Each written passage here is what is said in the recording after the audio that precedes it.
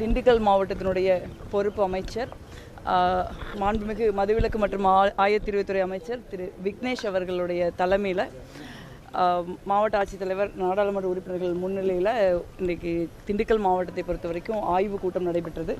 ஆய்வு கூட்டத்தில் முக்கியமான விஷயம் மாண்புமிகு அமைச்சர் அவர்கள் 2-3 விஷயத்தில் அரசாங்கத்தினுடைய பாலிசியில் அவங்க ரொம்ப கிளியராக இருக்காங்கன்னு தெரியுது. ஒன்று எந்த சூழ்நிலையிலும் படிக்கிற இடங்களில் எந்த விதமான போதைப் பொருட்களும் படிக்கிற இடங்களுக்குள்ளேயோ அதை சுற்றி இருக்கிற ஏரியாக்கள்லையோ இருக்கக்கூடாது. அது சம்மந்தமாக ஒரு கடுமையான நடவடிக்கை எடுக்கணுங்கிற ஒரு விஷயத்தை முன் வச்சுருக்காங்க. அதே போல் நீங்கள் சில இடங்களில் மண் அள்ளுறது 10 மணிக்கு மேலே அள்ளுற மாதிரி சில இடங்களில் புகார்கள் வருது. அதனால் அப்படி யாராவது அள்ளுனா அவங்க யாராக இருந்தாலும் உடனே வண்டியை சீஸ் பண்ண சொல்லியிருக்காங்க. அதே மாதிரி மருத்துவ கட்டமைப்புகள் ஓரளவுக்கு மேம்படுத்தியிருக்கோம். இருந்தாலும் இருக்கிற மருத்துவ கட்டமைப்புகளை எப்படி கரெக்டாக பயன்படுத்துறது, குறிப்பாக ஆம்புலன்ஸுகளெல்லாம் ஸ்ட்ராட்டஜிக்கான இடங்களில் எப்படி நிறுத்துறது, அப்போ தான் ஒரு அவசர சிகிச்சைக்கு அவங்க ஒரு 20 நிமிஷத்துக்குள்ளே அருகில் இருக்கிற ஹாஸ்பிட்டலுக்கு போக முடியும். இந்த மாதிரி விஷயங்கள் பற்றி நிறைய கலந்துரையாடல்கள் நடந்திருக்கு. முக்கியமாக கல்வி, பொது மருத்துவம், இந்த போதைப் பொருள் பழக்கத்திற்கு எதிராக நம்ம செய்ய வேண்டிய விஷயங்கள், இது பற்றி ரொம்ப தீவிரமான ஒரு ஆய்வை நாங்கள் மேற்கொண்டிருக்கோம். இப்போ தான் முதல் முறையாக தாவேக அரசு பொறுப்பேற்றதுக்கப்புறம் மாண்புமிகு அமைச்சர் ஒருவரோடு நான் ஒரு ஆய்வு கூட்டத்தில் பங்கேற்கிறேன். அவங்களுடைய நம்ம என்ன செய்யணும், அதை எப்படி செய்யணும் அப்படிங்கிறதுல அவங்களுக்கு ஒரு தெளிவான கிளாரிட்டி இருக்குது. அதே மாதிரி எந்த விதமான சமரசமும் செஞ்சிடக்கூடாது, அப்படி எந்த டிபார்ட்மெண்ட்டாக இருந்தாலும் அப்படிங்கிறதுலையும் அவங்க ரொம்ப உறுதியான நிலைப்பாட்டோடு இருக்காங்க. அதே மாதிரி ஒரு பிரச்சனைக்கு என்ன மாதிரியான தீர்வுகளை முன்வைக்க முடியும், ஒரு பிரச்சனை எப்படி வருது அப்படிங்கிறத பற்றி அவங்களுக்கு ஒரு தெளிவான அணுகுமுறை இருக்குது. அவர்கள் புதியவர்களாக இருந்தால் கூட, ஆட்சிக்கும் அரசியலுக்கும் புதியவர்களாக இருந்தால் கூட அவங்களுக்கு சமூக பிரச்சனைகளை பற்றி ஒரு அரசாங்கம் அதை எப்படி அணுகிறதுங்கிறத பற்றி ஒரு தெளிவான ஒரு கிளாரிட்டி இருக்குது. அது ரொம்ப மகிழ்ச்சியான விஷயம்னு நினைக்கிறேன். அதே போல் மாவட்ட ஆட்சித்தலைவர்களும் புதுசாக தான் சேர்ந்துருக்காங்க. இருந்தாலும் 3 நாளில் அவங்களுக்கு நம்ம டிஸ்ட்ரிக்ட் பற்றி ஒரு பெரிய கிளாரிட்டி இருக்குது. அவங்களும் அவங்களுடைய அனுபவங்களை பகிர்ந்துக்கிட்டாங்க. அது ரொம்ப நல்ல விஷயம் நான் நினைக்கிறேன். ரொம்ப சிறப்பாக அதே மாதிரி திண்டுக்கல் நாடாளுமன்ற உறுப்பினர், நிலக்கோட்டை சட்டமன்ற உறுப்பினர்லாம் கலந்துக்கிட்டாங்க. நாங்கள் எல்லாரும் எங்களுடைய கருத்துக்களை முன் வச்சோம். எப்படி அங்கன்வாடி, பள்ளிக்கூடங்கள், இந்த இருக்கிற இன்ஃப்ராஸ்ட்ரக்சர் கேப்பை சரி பண்ணுறது, எப்படி பெண்களுக்கான மருத்துவ கட்டமைப்புகளை நம்ம உறுதி செய்கிறது, கேன்சர் மாதிரியான வியாதிகளிலிருந்து எப்படி நம்மளை தற்காத்துக்கிறது, இந்த மாதிரி பல்வேறு தீவிரமான விஷயங்கள் நடந்து ஒரு சிறப்பான ஆய்வு கூட்டம் நான் நினைக்கிறேன். தொடர்ந்து காங்கிரஸ் கட்சி விமர்சிச்சுட்டு வராங்க.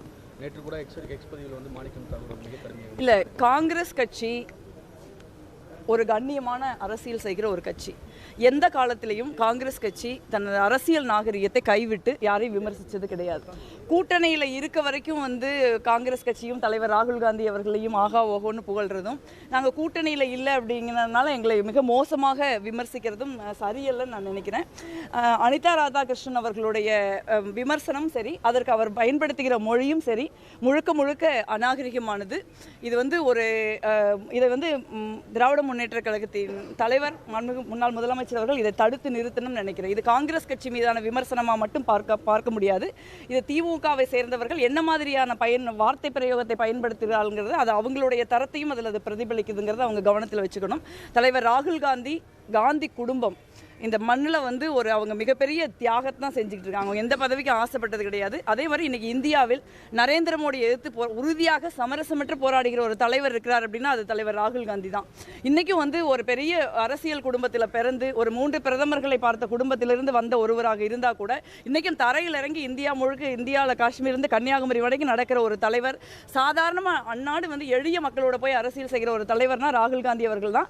அவரை பற்றி விமர்சிக்கிற அருகதை யாருக்கும் கிடையாதுன்னு நாங்கள் நினைக்கிறோம். இந்திய கூட்டணி திருமாவளவன் காங்கிரஸ் கட்சியின் நிலைப்பாடுகள் விரும்பத்தக்கது அல்ல. சமீபத்தில் நடந்த தேர்தலில் காங்கிரஸ், மார்க்சிஸ்ட், திரிணாமுல் படையினம் அடைந்திருக்கு. காங்கிரஸ் தன்னுடைய நிலைப்பாட்டை மாற்றிக்கொள்ளணும் அப்படின்னு சொல்லி இல்லை, திருமானா எங்கள் கூட்டணியில் இருக்கிற ஒரு முக்கியமான தலைவர். அவர் சொல்கிற விமர்சனங்கள் ஆக்கப்பூர்வமாக இருக்கிற பட்சத்தில் நாங்கள் மிக நிச்சயமாக அதை பற்றி யோசிப்போம். ஆனால் எங்களை பொறுத்த வரைக்கும் நாங்கள் கூட்டணிகளுக்கு 22 வருஷம் நாங்கள் திமுகவோட கூட்டணியில் இருந்திருக்கோம். திமுக அவங்களுக்கு அதிகாரத்தில் நீங்கள் போதுமான பெரும்பான்மை இல்லாதப்போ கூட எந்த விதமான நிபந்தனையும் இல்லாமல் காங்கிரஸ் கட்சி 5 ஆண்டு காலம் அவங்களுக்கு ஆதரவு கொடுத்துருக்கு. நீண்ட காலம் நாங்கள் என்றைக்குமே அவங்க ஆட்சியில் இருக்கிறப்பவும் சரி, ஆட்சியில் இல்லாதப்பவும் சரி, அவங்களோட நாங்கள் நின்றுருக்கோம். இன்றைக்கு ஒரு காலத்தின் கட்டாயம் இருக்குது. நீங்கள் வந்து ஒரு பாரதிய ஜனதா கட்சி பின்வாசல் வழியாக ஒரு மக்களால் தேர்ந்தெடுக்கப்பட்ட ஒரு முதலமைச்சரை ஒரு அரசை அமைக்க விடாமல் செஞ்சுட்டு அதற்கு பின்னாடி வந்து அவங்க வந்து கவர்னர் ஆட்சி கொண்டு வர ஒரு சூழல்ல தமிழ்நாட்டு மக்களுடைய தீர்ப்பை வந்து நடைமுறைப்படுத்த வேண்டிய வரலாற்று கடமை எல்லா அரசியல் கட்சிகளும் இருக்கு. அது காங்கிரஸ் கட்சிக்கும் இருக்கு. அதுதான் நம்ம செஞ்சோம். அதே மாதிரி அரசியல்ல ஒரு ஒரு கூட்டணினா அப்படியே போய் நம்ம 500 வருஷத்துக்கு இருக்க முடியாது. காலச்சூழல்கள், அரசியல் நிலைப்பாடுகள், ஒரு ஒரு ஒரு தமிழ்நாடு மாதிரி மாநிலங்கள் ஏற்படுகிற ஒரு நெருக்கடி, இதெல்லாம் தான் ஒரு கட்சி அரசியல் கூட்டணியில் இருக்குமா இல்லையாங்கிறத தீர்மானிக்க முடியும். திராவிட முன்னேற்ற கழகம் ஒரு 50-60 ஆண்டு கால கட்சி. இதெல்லாம் அரசியல் அவங்களுக்கு தெரியாத விஷயம் கிடையாது. ஸோ அவர்கள் வந்து தோல்வி அடைந்திருக்கிறார்கள். இந்த கூட்டணியில் நாங்கள் இருந்திருக்கோம். அந்த தோல்வி எங்களுக்கும் பொருந்தும். அதை பற்றி எங்களுக்கு வந்து வருத்தம் இருக்கு. ஆனால் வந்து தொடர்ந்து வந்து ஒரு அநாகரிகமான வார்த்தைகளை பயன்படுத்தி காங்கிரஸ் கட்சி விமர்சிப்பது, தலைவர் ராகுல் காந்தி அவர்களை விமர்சிப்பது எங்களுக்கு ஏற்புடையது அல்ல. அதை வந்து அவங்க வந்து ஒரு நீண்ட கால கூட்டணிங்கிறது இருந்திருக்கு. அவங்க இந்தியா கூட்டணியில் இருந்திருக்காங்க. இப்பவும் அவங்க இந்த இந்தியா கூட்டணியில் இருக்கணும்னு நாங்களாம் நினைக்கிறோம். பலமுறை அதை நாங்கள் வெளிப்படுத்தியிருக்கோம்.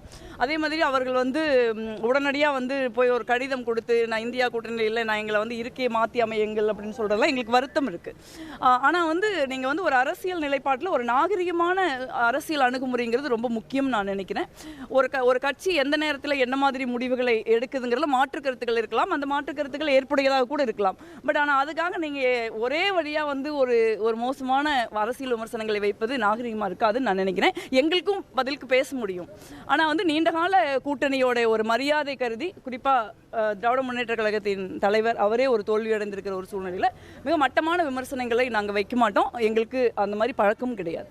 இந்திய கூட்டணிக்கு பின்னடைவு இல்லையா டிஎம்கே வெளியில போறது? இன்னும் எலெக்ஷனுக்கு 3 வருஷம் இருக்கு. நான் என்ன பொறுத்த வரைக்கும் நான் என்ன நினைக்கிறேன்னா, இது இந்தியா கூட்டணியோ காங்கிரஸ் கட்சியோ சம்பந்தப்பட்டது கிடையாது. இந்த நாடு சம்பந்தப்பட்டது. இப்போ நாளைக்கு நரேந்திர மோடி என்ன செஞ்சாருன்னு நம்ம பார்த்தோம். தமிழ்நாடு மாதிரி மாநிலங்களுக்கு அரசியல் பிரதிநிதித்துவத்தை நாடாளுமன்றத்தில் குறைச்சு அப்படியே நம்மளை வந்து ஒரு அரசியல் குரலற்றவர்களாக ஆக்கி நம்மளை வந்து இந்திய வரைபடத்திலிருந்து நீங்கள் இந்தியாவில் இருக்கிற தென்னிந்திய மாநிலங்கள், பஞ்சாப் உள்ளிட்ட மாநிலங்கள், வடகிழக்கு இந்திய மாநிலங்கள், காஷ்மீர் உள்ளிட்ட மாநிலங்களுக்கு நமக்கு எந்த பிரதிநிதித்துவமே இல்லாமல் பண்றாரு. ஸோ நீங்க வந்து இந்த ஒரே மாசத்துல 3 முறை சிலிண்டர் விலை ஏறி இருக்கு. இன்னைக்கு வந்து ஒரு மிகப்பெரிய வெளியுறவு கொள்கையில் ஒரு மிகப்பெரிய பின்னடைவை வந்து நம்ம சந்திச்சுக்கிட்டு இருக்கோம். இந்த மாதிரியான ஒரு சூழலை நாட்டை காக்கிறது முக்கியம். நம்ம காங்கிரஸோட ஒன்றா இருக்கிறோமா, இல்லை திமுகவோட ஒன்றா இருக்கிறோமா, சிபிஎம்மோட ஒன்றா இருக்கிறது முக்கியம் இல்லை. ஒவ்வொரு அரசியல் கட்சிக்கும், குறிப்பாக ஒவ்வொரு எதிர்கட்சிக்கும் நரேந்திர மோடி எதிர்த்து போராட வேண்டிய, நரேந்திர மோடி அரசாங்கத்தை ஆட்சியிலிருந்து அகற்ற வேண்டிய ஒரு வரலாற்று கடமை இருக்கு. அந்த கடமையை தான் செய்யணும். அப்போ எனக்கு இந்த கட்சி பிடிக்கல, அந்த கட்சி பிடிக்கல நம்ம சொல்லிக்கிட்டு இருக்க முடியாது. ஏன்னா மாநிலங்களில் நம்ம எதிர்த்து போட்டியிட வேண்டிய சூழல் இருக்கும். நீங்கள் இப்போ நடந்த கேரளா தேர்தலில் கேரளாவில் நாங்களும் காங்கிரஸ் கட்சியும் சிபிஎம்மும் கடுமையான ஒரு தேர்தலை நம்ம எதிர்கொண்டிருக்கோம். ஆனால் இன்றைக்கி நம்ம ஒரே மேடையில் தான் இருந்து நம்ம எதிர்கொள்ள வேண்டியிருக்கு. ஸோ எதிர்கட்சிகள் வந்து வலிமையாக இருக்கணும், உறுதியாக இருக்கணும். நம்ம நாட்டுக்காக வந்து நம்ம வந்து நம்மளுடைய விஷயங்கள், நமக்கு இருக்கிற விஷயங்கள்லாம் மறந்துட்டு அதில் நம்ம முன்னாடி நிற்கணும்னு நினைக்கிறேன். அதை அவங்க புரிஞ்சுக்குவாங்கன்னு நான் நம்புகிறேன். அதிகமான குவாரிகள் வந்து அளவுக்கு அதிகமாக வந்து கனிம வளக்கொள்ளை நடந்ததாக வந்து சமீபத்தில் ஒரு இது போயிட்டு, ஆனால் வந்து இப்போ வெளிப்படைத்தன்மை அதிகமாக இருக்குன்னு சொல்லிட்டு இந்த தாவேக்கா ஆட்சியில் வந்து சொல்கிறாங்க.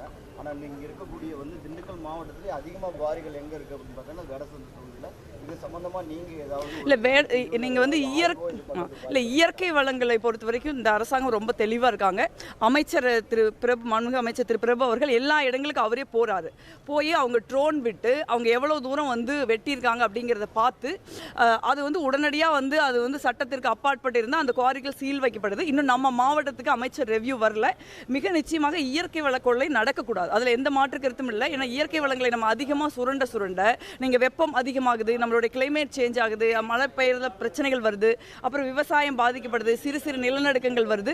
அதனால் அது மண்ணல்றதான் சரி, மணலல்றதா இருந்தாலும் சரி, மற்ற இயற்கை வளங்களாக இருந்தாலும் சரி, அதை தடுத்து நிறுத்த வேண்டும் என்கிற தாவேக்கா அரசாங்கத்தினுடைய நிலைப்பாடு, மாண்புமிகு முதலமைச்சர்களோட நிலைப்பாடு வரவேற்கத்தக்கது. அது நிச்சயமாக வேடசந்தூர் தொகுதியிலும் அமல்படுத்தப்படும். தமிழக முதல்வர் முன்னாடி சொல்லியிருந்தாங்க, முன்னாள் தமிழக முதல்வர் வந்து 6 மாத காலங்கள் ஆட்சி நடக்கும். சமீபத்தில் பேசிய கூட்டத்தில் என்ன 3 மாத காலம் வரையும் காப்பு பிடிக்காது அப்படின்னு இருக்காங்க. இல்லை, அதை தொடர்ந்து அதிமுகவின் பொதுச் செயலாளர் அவர்களும் திராவிட முன்னேற்ற கழகத்திலையும் சொல்கிறாங்க.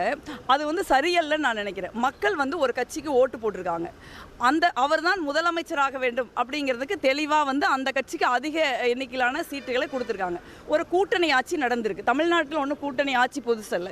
இதே திராவிட முன்னேற்ற கழகத்துக்கு நீங்கள் வந்து அவர்களுக்கு போதுமான எண்ணிக்கை இல்லாதப்ப காங்கிரஸ் கட்சி எந்த விதமான நிபந்தனையற்ற ஆதரவையும் கொடுத்து அவங்க 5 ஆண்டு காலம் ஆண்டிருக்காங்க. ஸோ ஒரு ஆட்சியில் இருக்கிற அரசாங்கத்தை வந்து நீங்கள் வந்து அவர்களுடைய செயல்பாடுகளின் மீது 6 மாதம் கழித்து நீங்கள் ஏதாவது விமர்சனங்கள் இருந்தால் வையுங்க. ஆனால் அரசாங்கம் வந்து நடக்காது, அரசாங்கம் கவுந்து போயிடும் அப்படின்னு ஜோசியம் சொல்கிறதெல்லாம் வந்து ஒரு நீண்ட நெடிய பாரம்பரியம் உள்ள அரசியல் கட்சிகளுக்கோ அதன் தலைவர்களுக்கோ சரியானதுன்னு நான் நினைக்கல. இந்த ஆட்சி 5 ஆண்டு காலம் தொடரும். நீங்கள் வந்து காங்கிரஸ், சிபிஎம், சிபிஐ, விசிகே, முஸ்லீம் லீக் உள்ளிட்ட கட்சிகள் கொள்கை அடிப்படையில், தமிழ்நாட்டினுடைய நலன்களின் அடிப்படையில், தமிழ்நாட்டு மக்களுடைய தீர்ப்பின் அடிப்படையில் நாங்கள் அவங்களுக்கு ஆதரவு கொடுத்துருக்கோம். தொடர்ந்து 5 ஆண்டுகளுக்கு நாங்கள் அந்த ஆதரவை கொடுப்போம். 5 ஆண்டுகளுக்கு இந்த ஆட்சி வந்து மிக சிறப்பான ஒரு ஆட்சி தமிழ்நாட்டில் நடக்கும். மேடம், இந்த கூட்டத்தில் பார்த்தீங்கன்னா திமுக என்ன நினைக்கிறீங்க? உங்க மக்கள் பிரச்சனைகளை வந்து அழைப்பு விடுத்தேங்கிறாங்க, ஆனால் இவங்க வரல. இல்லை, அழைப்பு வந்து எல்லாருக்கும் போகும். இது ஒன்றும் புதுசு கிடையாது. நீங்கள் வந்து மெஜாரிட்டி இல்லை கூட்டணிகள் இருந்த காலத்திலேயே வந்து ஒரே கூட்டணிக்குள்ளே கூட வந்து நிறைய கூட்டங்களுக்கு வராமல் போயிருக்காங்க. அதெல்லாம் நாங்கள் கரூர்லேயே பார்த்துருக்கோம். இது வந்து ஒரு நடக்கிறதா, பட் கொஞ்சம் நாள் போக போக வந்துடுவாங்கன்னு நினைக்கிறேன். இது வந்து பொது இடம் தானே, இது ஒன்றும் அரசியல் மேடை இல்லை, ஒரு எல்லாருக்குமான ஒரு விஷயம் தான்.